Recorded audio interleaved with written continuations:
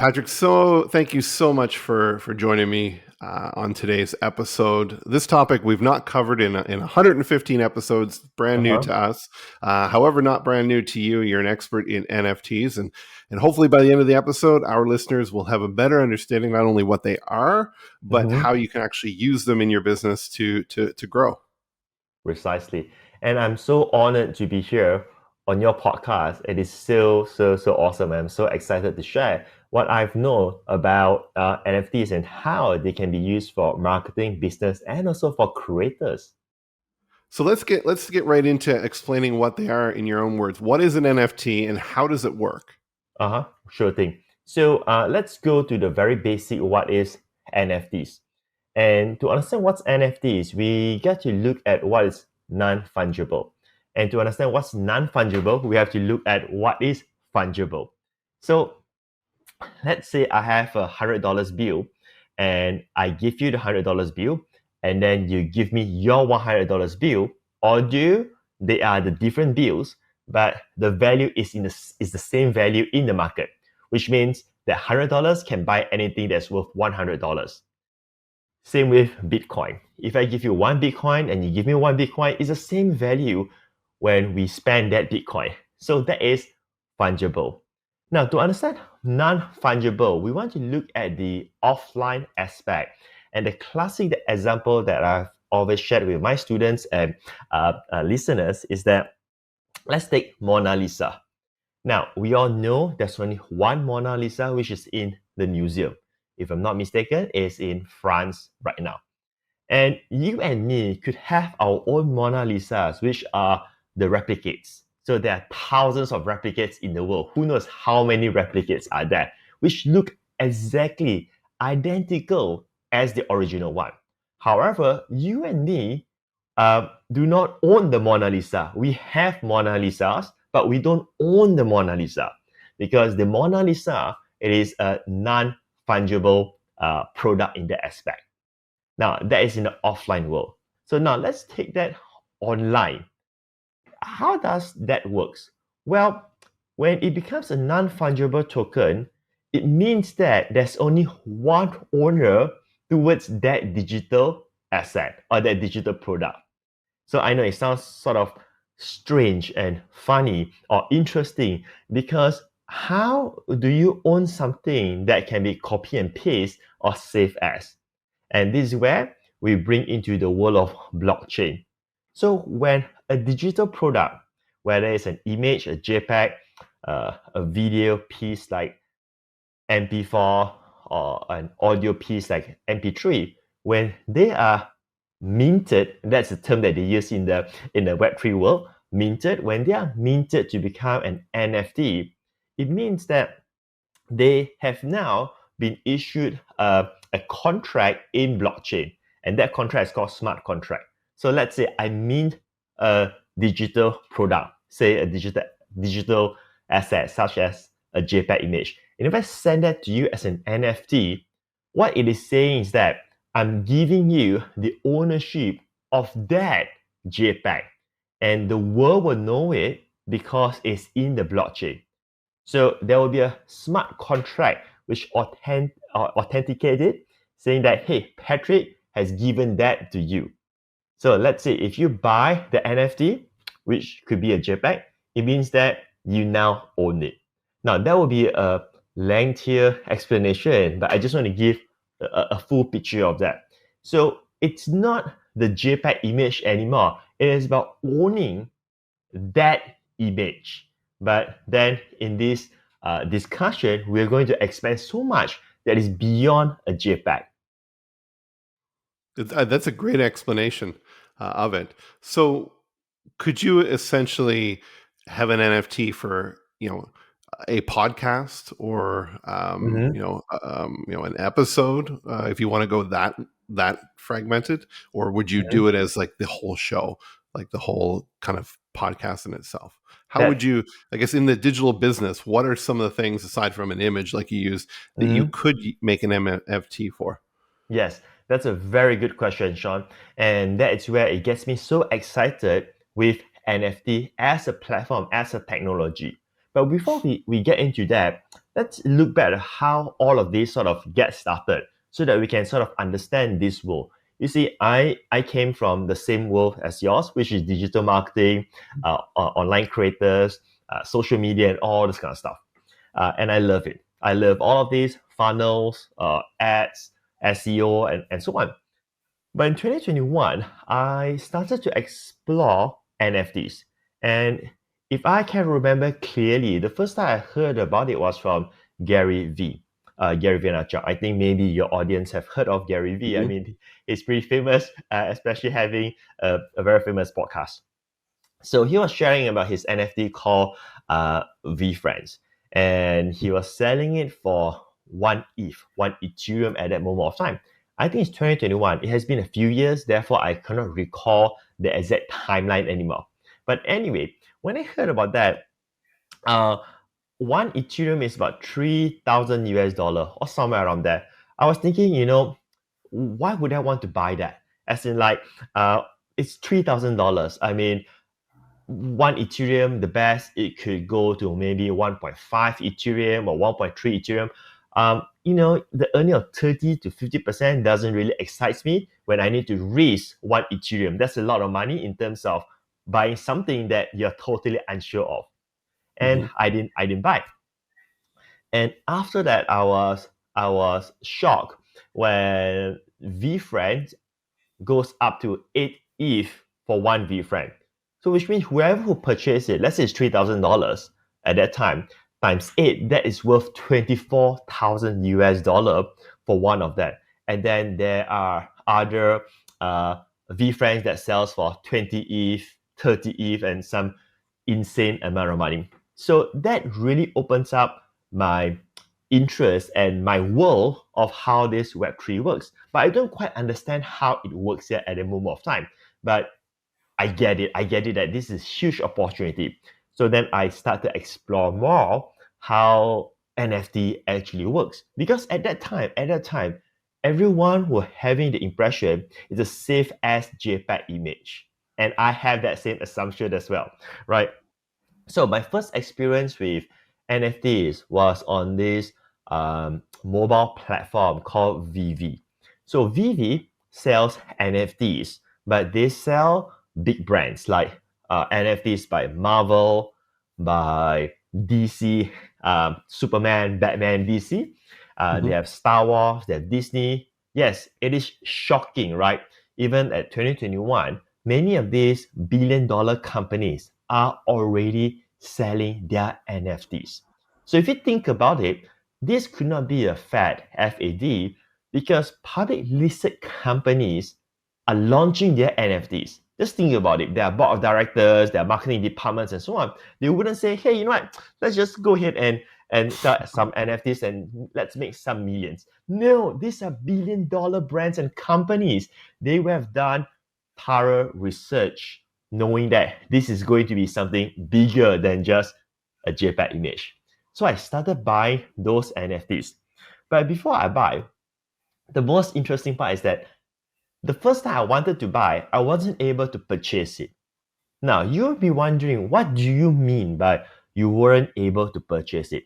So I saw this Captain America NFT. I wanted to show you from here, but somehow I could not load it, so I just want to skip that.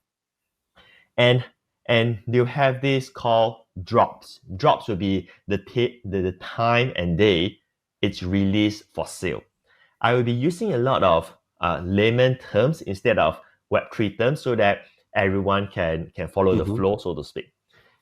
So there's this drop where you can mint the NFT, which means you can buy the NFT.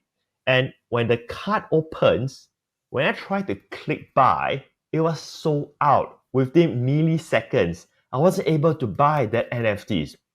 And when I work out the math, um, the company that sells that made millions, as in like 3 to 4 millions within milliseconds. And it was shocking because I was thinking, this comic company like Marvel, they weren't even making so much money by selling the comics in split seconds. And yet, when they convert that into NFT, they were selling like crazy. So I got into the bandwagon and I started buying the first NFT. And the funniest part is that when I buy this NFT, I go and show my wife. And I say, hey, check this out. I got this Captain America NFT. And my wife was looking at me like, why? Why would you buy that? I mean, you can see it for free. Like technically it is free. But I said to my wife that I own it right now. Now, that is where my paradigm shift comes in. You see, before I bought my first NFT, I don't get it. I don't get the psychology of it. I don't understand the whole mentality of ownership. So once I purchase it, I become the owner of it. I get it. And here's the craziest part.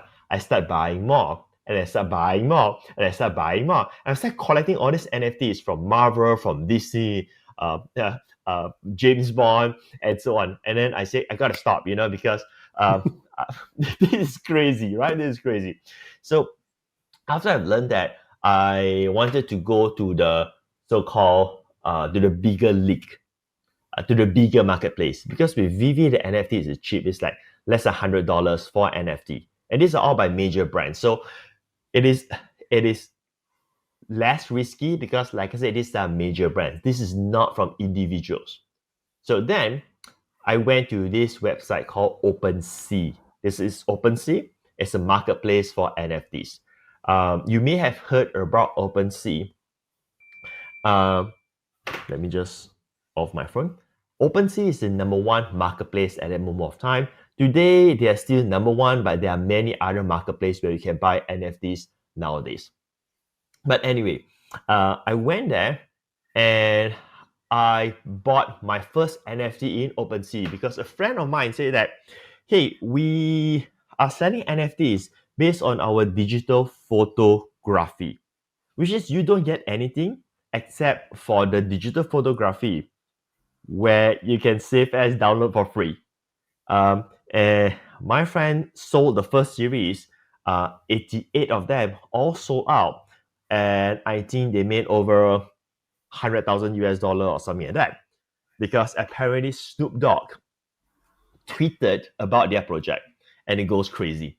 So when my friend comes to me and say, hey, would you want to buy one? I wasn't too sure should I buy or not, but it's my friend's project and thought like, hey, you know what? I feel like supporting my friend and I bought that. So that was my first NFT. But after buying that, I start to like the NFT with the same mentality that now I own it, but it still doesn't give me anything.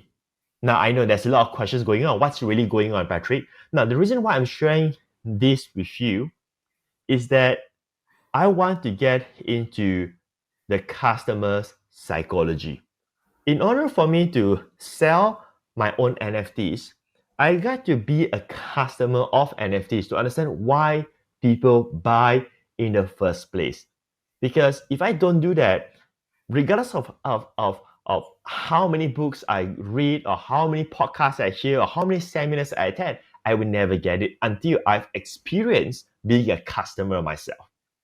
And after that, after dabbling around, and for the record, I'm not a big NFT collector. No, I'm not those who spend millions or hundreds of thousands US dollar. I just spend shy about 5 figure collecting all these NFTs so that I understand the experience. And I can come to the conclusion there are three core reasons why someone would actually buy an NFT. There are three core reasons. The first one, it is for the speculation opportunity, means buy low, sell high. And as a one time, it was insane. Like for instance, let's say I bought a Gary V's NFT, which is VFrame, for 1 ETH and I sell it off for 8 ETH, I will have made 8x of return. So there's huge opportunity at one time. Uh, or like Donald Trump's NFT. Many people, I'm not saying everyone, some may just bought it because they want to support Donald Trump, but many, in my humble opinion, bought it because of the speculation opportunity. You're hoping that, hey, Donald Trump is a global brand. Everybody knows who is Donald Trump. I mean, this is the ex president of the United States. So if I buy it right now, when it's first minted, when it first released, And if the price goes up, say an hour later, I'm going to drop it and make some money. So everybody understand this. It's just arbitraging in that sense. Hmm. That's the first reason. Um, the second reason why someone buys it, it is because of what we call bragging rights. Means that you can show someone that, hey, I own this NFT. Now, let me expand this a bit further. In the NFT world, there's a type of collection called PFP. So it's like images that you can use as your avatar, images that you can use as your profile. So two of the most famous ones are CryptoPunks and the eight picture is Bored Ape Yacht Club.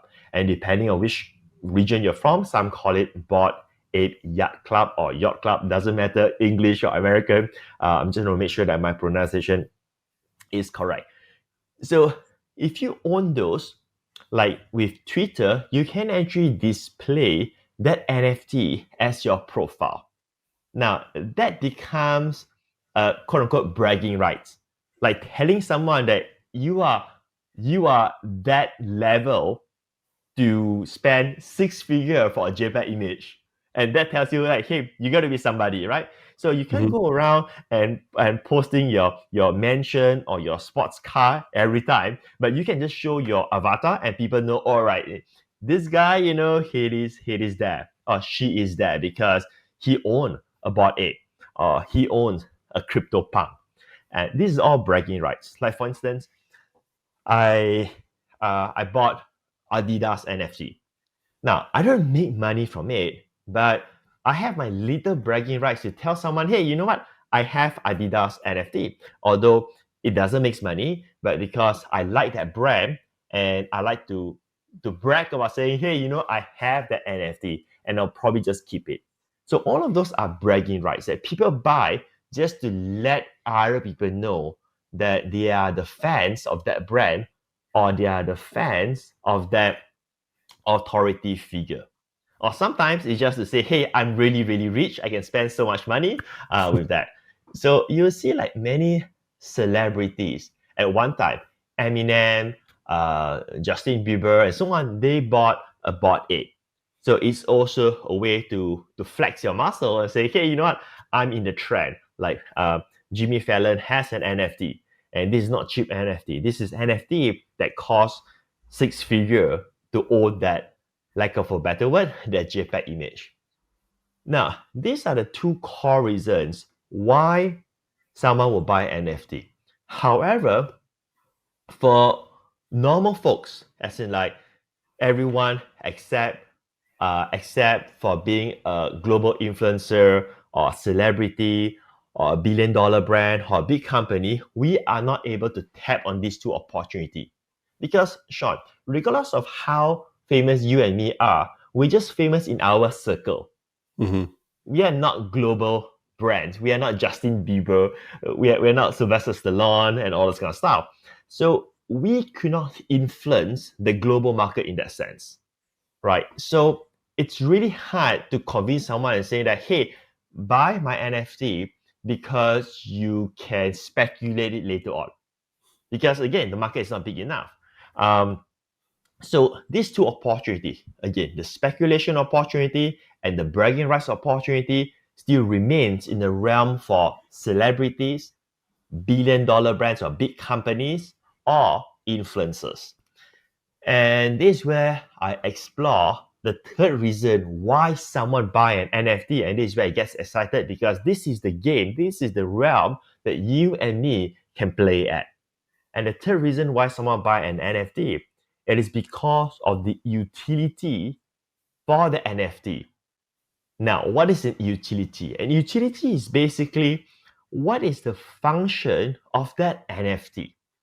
So the NFT is no longer a JPEG or a logo to show that you own something, but that NFT represents a certain access to whatever that you want to lock.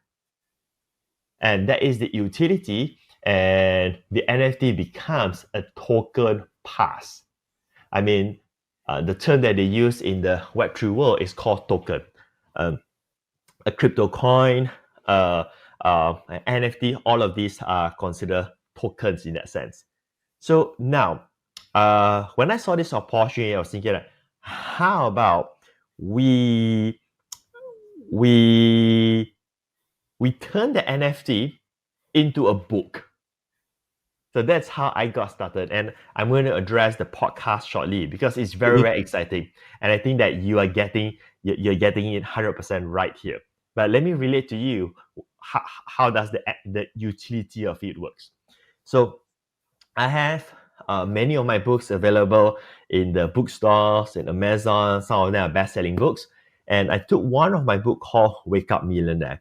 And I was earning um, um, sales from Amazon Kindle. But when I look at the checks, it's $1.99. Sometimes 99 cents, and then with Amazon cards and so on, there's very minimal income left in terms of the sales revenue. So what if I sell that as an NFT? So I call this NFT book. So just think of it this way. What if you can allow your customer who purchased a digital book to now own the book? Now, it sounds crazy when I first think about it. Mhm. Like, how do you make someone own a digital book? Because it's copy and paste. It's transferable, it's deletable and so on. But if it's NFT, now they own it because now technically he owns the NFT and he can do or she can do anything that they want with that. And with that, they also owns the book. So with that premise, my um my angle is saying now you can own the book as an NFT, but it goes beyond that because the NFT will also have value. What if the the brand increase? Because now you own a part of the brand. And when that happens, you can always sell your NFT and then make back the money. So is it better to buy a book for just the content or buy the NFT book where you have the content of the book and also the ownership of that NFT? Now I'm going to pause for a while in case there are anything that you want to clarify before I continue jumping into how we can do the same with a podcast. Yeah, absolutely. And I mean, the explanation has been phenomenal. I've learned so much just from what you said so far. But the natural question that's in my mind, and I'm sure some of the listeners have Mhm. here, we use that book example. I create a book and now I'm going to sell it as an NFT. Can I only sell it once? Like, is there only one owner? Or like once it's sold, I can't do anything with it anymore? How does that work? Okay, great question. So you can set a limitation for your NFTs. So there are two ways. The latest trend that we're seeing based on today's podcast, there's also open edition. Open edition would means that you can set as many as you want, and it's based on certain duration. So it could be like, we're gonna allow you to mint from today until the next 7 days. So whichever, however units sold, those are the units that are available in the blockchain. So that's the open edition concept. But if you want to keep it simpler or more straightforward, you could say, Sean could say, I have my book, and my book is called Book ABC. Um, and I'm just gonna sell 100 units, or it's gonna sell 1,000 units. So which means technically you will mint 1,000 units of that NFT in in the blockchain world. There are many platforms that you can do this. I can go through some technical aspect of it if you want to know more. And then they can go and mint what you have put up in the marketplace. So if all of those are sold out, assuming it's sold out, which means no one can buy anymore unless the person who bought it decided to sell at a secondary market. Okay. Yeah. So how do you? I mean, we'll probably get into this, but naturally, I'm thinking, trying to think through in my listeners' minds.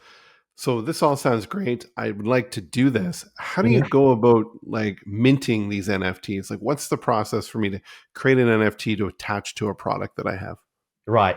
So this is more towards the technical aspect of it. There are a few ways to go around this.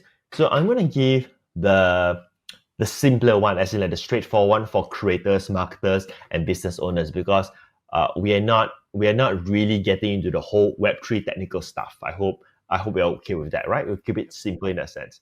So let's say you choose a platform. The simpler platform or the one that's famous would be like OpenSea. So I mean, anyone can go to Google and search for OpenSea and set up an account for free. Because OpenSea doesn't have any fee, they call it the gas fee when you mint an NFT. So let me take a step back because I'm going too fast when I use the word mint. So the word mint would mean that when you create your NFT. So when you put up an NFT, there should be a gas fee, which means that it's going to cost you because you're putting that into the blockchain and it's stamped and say that, hey, this is now available in the blockchain. But with OpenSea, it is free. So this is why I say that it's easier to go with OpenSea. Of course, there are many other platforms out there which are also free. But again, let's stick to OpenSea. So when you go to OpenSea, you can upload all of your JPEGs. Let's say we're using JPEGs as the NFT and mint them as NFTs. So within OpenSea system, they will have a place or a function called log content. So at that log content aspect, you can enter the instruction how to claim the ebook, as in how to download the ebook. So for those who own the NFT, they will be able to see that. If they don't own the NFT, they will not be able to see that. So this is like the simplest version of how to go around that. If you're gonna go to something that's more advanced, there are software like Collabland, and it allows integration with Discord. So if someone owns the NFT, I mean, this is some coding stuff, not advanced coding stuff, but you got to know how to set up the prompts and so on, where you have a prompt and say, enter your details, and then you connect with your wallet, as in your crypto wallet, and then it will check whether you own the NFT or not. And if you do, you'll be able to access that Discord channel that is locked for NFT collectors only. So that will be a bit more advanced. Mm-hmm. And then there's another one that's even more advanced. It's where you need to get external debt. In the Web3 world, we don't call it app, we call it DApp, as in a D-A-P-P. D stands for decentralization or decentralized app, where you can set up so that your website, it is protected like a member area. So when they come to your website, they need to connect their wallet in order for you to reveal the log content. Mm-hmm. Right. So those are a few ways to go around that. Interesting. So just thinking, as a lot of our listeners are, content creators, that's why they're listening to the show and how to, amplify their content. Yeah. Maybe they're doing workshops, they've got Mhm. online courses and things like that. Would that mean you're limiting the NFT to only people who understand how to buy them, or is it easy for somebody who's just getting started to actually like make that purchase? Like, is it very much like an online shopping cart to purchase, or do you have to go and register Right. and verify a whole bunch of stuff in the blockchain first? Another very important question. So I like to start with the book concept because it's the simplest way to understand that. As in, like, everyone understands a book and they can relate to it much easier. So we're saying that, hey, instead of buying a digital ebook, you're getting an NFT book, which means you buy the NFT, you get the book, or you buy the book, you get the NFT, depending on which angle you want to go from there. But it's the same stuff, right? It's just positioning. So how convenient it is to sell that. Now, what I would suggest is to keep it really simple. And I'm doing the same process as like my market are not Web3 savvy people because I'm in the creator economy as well. I mean, I sell courses, I sell books, I sell coaching program, all of those stuff. So I totally get it where you're coming from. Now, if you are in the United States, even platform like Shopify will allow you to sell NFTs. Now that's very, very interesting. It's not open to everyone, it's under beta, which means that if you have a Shopify account, or you can sign up for Shopify for $39 a month or whatever the latest fee is, and you can install one of their app in the marketplace where it allows you to sell NFT right now. So which means you can still sell anything as per usual, but now you're selling it through a Shopify store. And with that integration, if I'm not mistaken, the customer will be able to choose by using credit card, which is fiat, or a crypto to purchase it. And if you don't have a Shopify store, you can also allow them to buy directly from OpenSea. So you will have your OpenSea landing page, and I believe OpenSea will also allow them to use credit card. But if not, it is still convenient because when they click on it, it will ask them to open up an e-wallet account, um, which is like uh, the reason why I paused because I'm trying to find the right words to explain about crypto wallet, just in case if anyone is new towards the crypto wallet. So in the Web3 world, we use a crypto wallet like MetaMask. I'm just going to put the link here, not the link, but the name of it, MetaMask. So MetaMask is a crypto wallet. So someone could sign up for a MetaMask account for free, and they can buy crypto with credit card in the MetaMask itself. So they can fund their MetaMask with the crypto and use the crypto to buy the NFT. Okay. Interesting. You're piecing it all together, and we're going to talk just before we end the show about your workshop that you have that'll help people kind of bring this all together, Mhm. step by step. Are there some things that people should be aware of, mistakes that they may come up against if they try to just go out after listening to this episode and be like, I'm gonna try to do this on my own? What should they try to not do? Right? Are there some things they should avoid that might put them at risk, or they're not have it Mhm. set up properly? Well, there could be a few. When I did it, I tend to do some mistakes as well.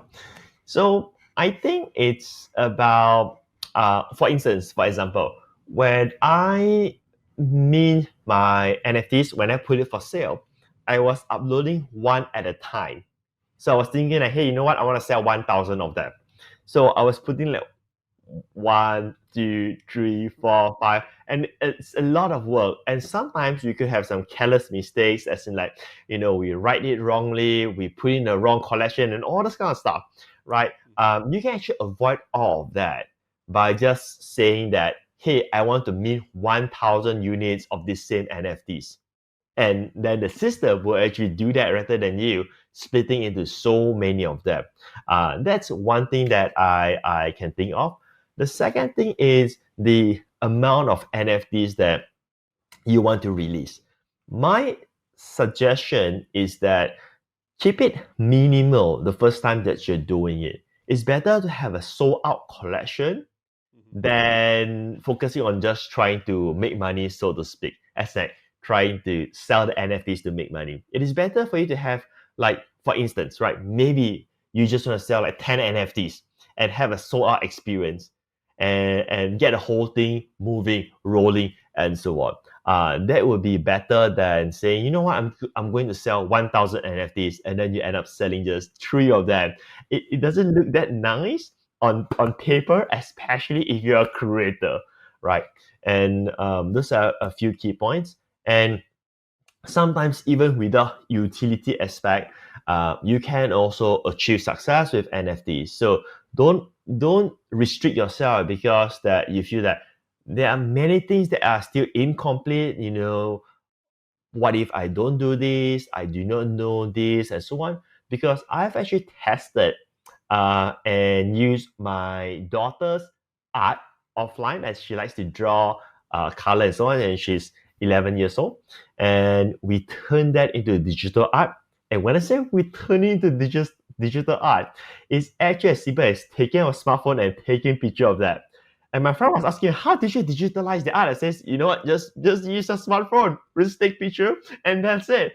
And it's mind-boggling because you're thinking, like, what kind of advanced thing that you did? No, there's nothing advanced. It's just a smartphone, guys. And we put it up there, and of course, with my background, I know some marketing and PR and so on. We managed to sell my daughter's art as NFTs without leveraging on my brand whatsoever, um, in that sense. So it is still possible because my daughter doesn't have my name. I mean, she's not a best-selling author. She's not a speaker. She's none of those. She's just a kid, right? And we're still able to sell that. Interesting. So another follow-up question, and they just keep coming to me here. So let's Mm-hmm. say you write a book, Mm-hmm. you put it up as an NFT, let's say 1,000 units that are there, and it sells out. You can't re-release any more of those units, can you? Is it locked down? You have to create another product, or can you do that? Okay, so it's up to you whether you want to create a new collection or not. So when I first bought this NFT, so I'm trying to relate back to my own experience so that we can understand this in a more lively way. So when I first bought the NFT, I bought a Batman NFT, a Captain America NFT. When I first bought the Batman NFT, I was looking at it. They say it's unique. There's only like 2,000 pieces. I was thinking, like, why not the company just sell another 2,000 copies? What do you mean by limit? Right? Because it is within your control. You can do anything you want with it. And as time goes by, I start to understand it's the same as demand and supply. So if they create many of the Batman series consistently, it means that the original holder will not be too pleased about it because it means that there's no scarcity for it anymore. So you get to balance it to make sure that you are not oversupplying it, but at the same time, you got to have it sufficient for you to create your own community because you need to have many NFT collectors in order for you to build the wave, so to speak. So my suggestion is always this. You can launch your first book as NFT. Let's say, example, for discussion's sake, let's say 1,000 limitation, 1,000 NFT books for one title. And if that becomes successful, well, there's no stopping you to have another book where you can have a different limitation again. Now, keep in mind that this is considered the NFT book. You can also sell the book as it is continually because it could be like two different business. So it's not saying that, hey, I'm not allowed to sell the book anymore. In my case, I pull down all my books in Amazon because I do not want to violate Amazon's terms and conditions, just in case. Because Amazon has all kinds of terms and conditions, like, if you're selling on our platform, you should not be selling it elsewhere, and all this kind of stuff. I don't really go through all of those, but to keep it safe, I say that, you know what, I'm not selling it there anymore. Interesting. There's a lot to think about and a lot to unpack with this. Now, Yeah, yeah. So I mentioned, briefly your creators workshop. Let's talk about that. What is it? And I'm assuming it's, if you're really serious about learning more about NFTs and how to use them as a content creator, this workshop is perfect for you. Let's talk briefly about what it is and what you get out of it. sure thing. So after I have launched my own NFTs and have my first hit success, many of my customers starts asking me, like, how do you do this? And some of them are creators or aspiring creators because many of them were following me with digital marketing, internet marketing, affiliate marketing, and so on. And they see me doing this drastic jump, so to speak, because I was going out there and putting my name to say, hey, I'm doing NFTs right now. I'm going to the Web3 world. And they started asking me. So I said to them that, hey, you can also get onto this trend right now because there are people who would buy NFTs for the utility of it. And if it's challenging for you to think of what kind of utility that you can create, then just do a book, because everybody understands what's a book. Even your neighbor understands a book. And now is the best time because all these big companies, major brands, billion-dollar brands, Marvel, DC, and the latest one, Starbucks, Ticketmaster. I mean, the list goes on, Nike, Adidas, and so on, which means that they are now onboarding hundreds of millions of people into the Web3 world right now.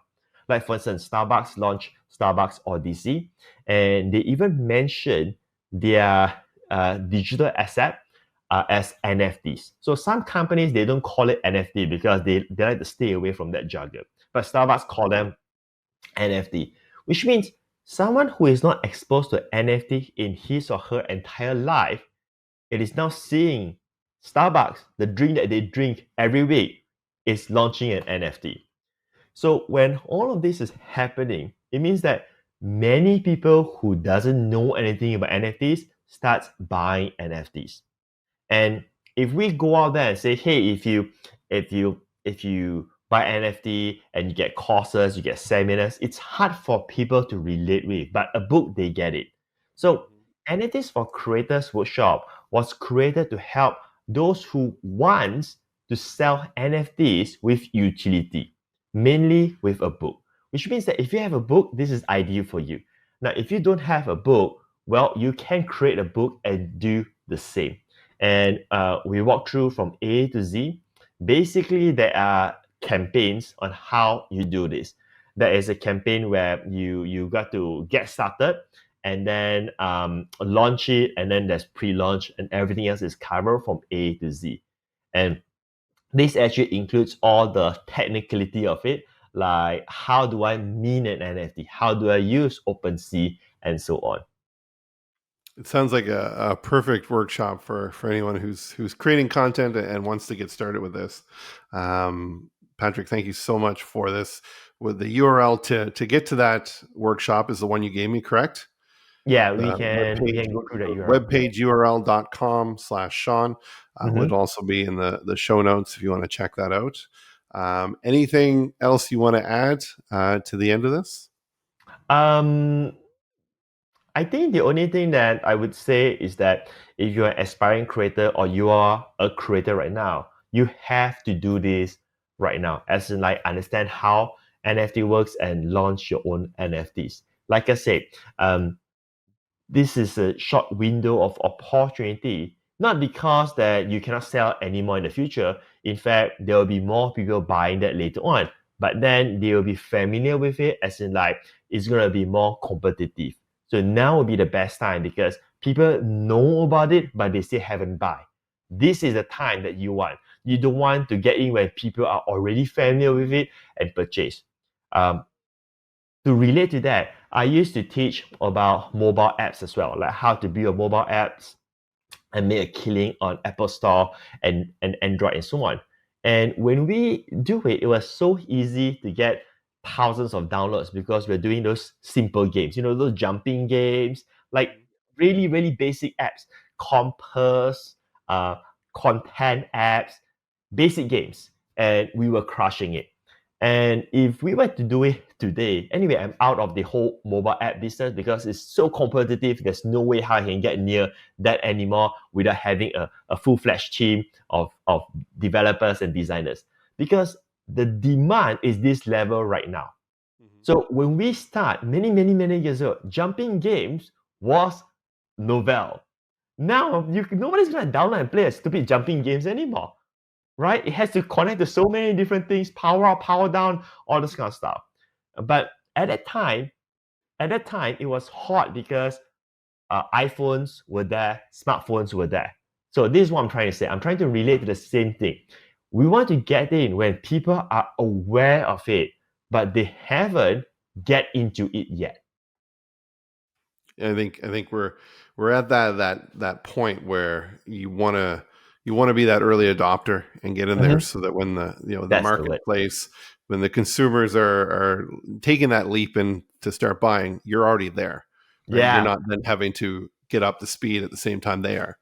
Yeah, and just to add on this, like at this moment of time as we're doing this podcast, and I'm enjoying this discussion a lot.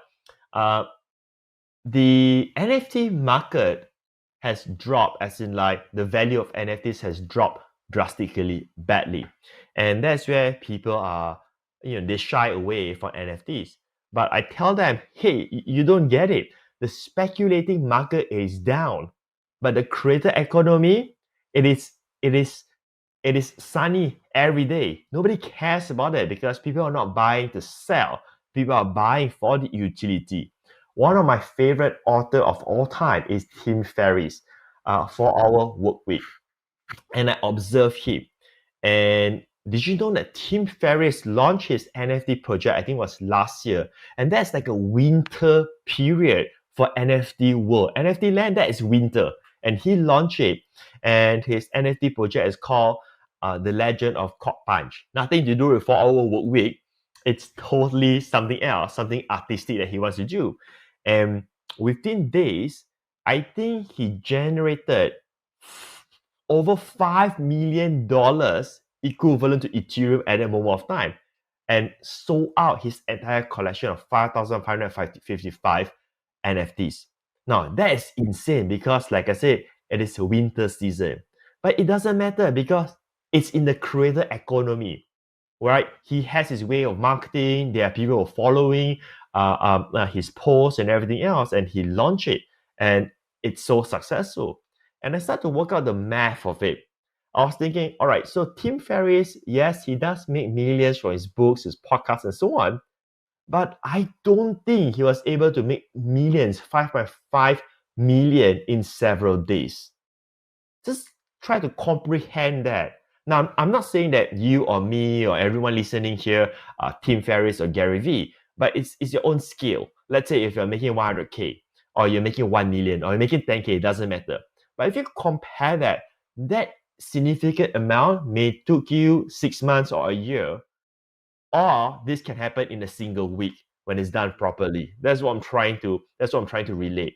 And with Tim Ferriss project, oh, by the way, I didn't even have the time to touch about royalty from NFTs. So with Tim Ferriss project, because he becomes so successful, every day there are always sales. If it's not every day, every week, there are sales on the secondary market. And each time there is a sale going on, he takes a cut from it for the royalty of that. That builds in to the true passive income nature. With the books, there's passive income if the books continue to sell, right? But in this case, whenever someone buy and sell his NFTs, he's also getting a cut. Isn't that insane? Which means he's That's making crazy. passive income every single day. That's great. So I guess the Yeah. bottom line is this: is you're already creating content, get it in as an NFT so that you're there. Yes. The opportunity is hot, and Yeah. Patrick and his workshop will help you get you across the finish line from A to Z. Check out the workshop link with the show notes. It's webpageurl.com/Sean. It'll all be there. Patrick, thank you so much for sharing this wealth of knowledge with us today. Thank you, sir. Thank you very much.